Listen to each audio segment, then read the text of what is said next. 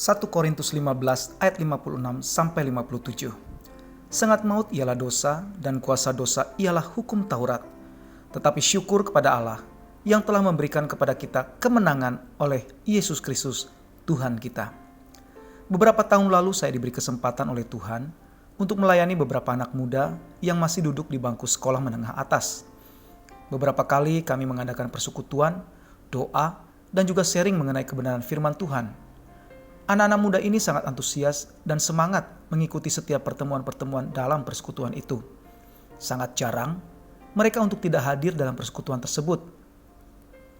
Namun, ada satu anak laki-laki yang menjadi fokus perhatian saya. Sebenarnya dia adalah anak yang bersemangat, antusias, dan selalu rindu untuk berkumpul dalam persekutuan itu. Namun setiap kali saya bertemu dengan dia selalu saja menunjukkan muka yang tidak sedap untuk dipandang. Wajahnya selalu dipenuhi dengan ekspresi penuh dengan kemarahan dan emosi. Hingga suatu saat saya berinisiatif untuk bertanya dan melayani dia secara pribadi. Ketika saya tanyakan kepada dia perihal apa yang saya lihat dan rasakan mengenai dia, anak ini kemudian tergerak untuk berkata jujur kepada saya. Rupanya anak laki-laki tersebut sudah terikat dengan kuasa jahat. Dari ceritanya, barulah saya tahu bahwa dia diwariskan ilmu dalam bentuk jimat oleh orang tuanya sebagai pelindung dirinya dari orang-orang yang mungkin akan menyakitinya. Pemuda tersebut bercerita jika dia tidak pernah mengalami apa yang namanya damai sejahtera semenjak dia mengikatkan diri dengan jimat tersebut. Setiap hari, hatinya selalu emosi dan ingin selalu mencari-cari masalah dengan siapa saja. Kalau sehari saja dia tidak berkelahi dengan seseorang, maka tubuhnya akan sangat terasa panas dan dia tidak tahan menghadapinya. Pernah suatu kali dia tidak bisa melampiaskan emosinya, sehingga badannya terasa sangat panas dan dia tidak bisa tidur di atas ranjang. Akhirnya dia mengambil satu batang pisang, membelahnya menjadi dua, dan kemudian dia tidur di atas batang pisang tersebut sampai batang pisang tersebut menjadi layu dan kering. Saya bersyukur dengan keterbukaan dan kerinduannya untuk mau berubah dan dilepaskan dari ikatan si jahat. Saya melayani dia, membimbingnya untuk bertobat dan menerima Yesus.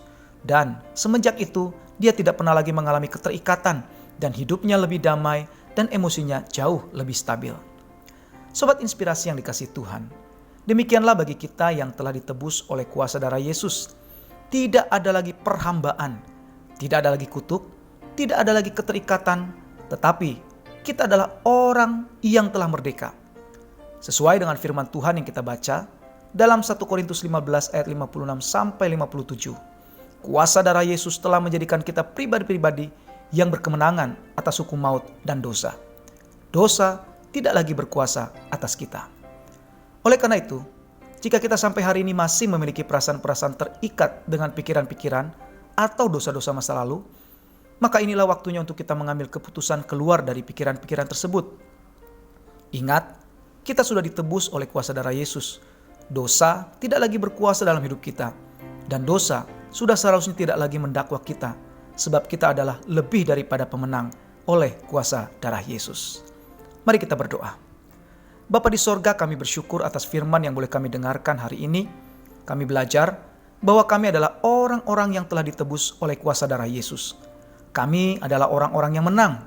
Kami mau katakan tidak kepada si iblis yang seringkali menghakimi dan mendakwa kami atas masa lalu kami. Kami percaya dosa tidak lagi berkuasa atas kami, tetapi Engkau saja yang berkuasa atas hidup kami. Dalam nama Yesus, kami bersyukur dan kami telah berdoa. Haleluya. Amin.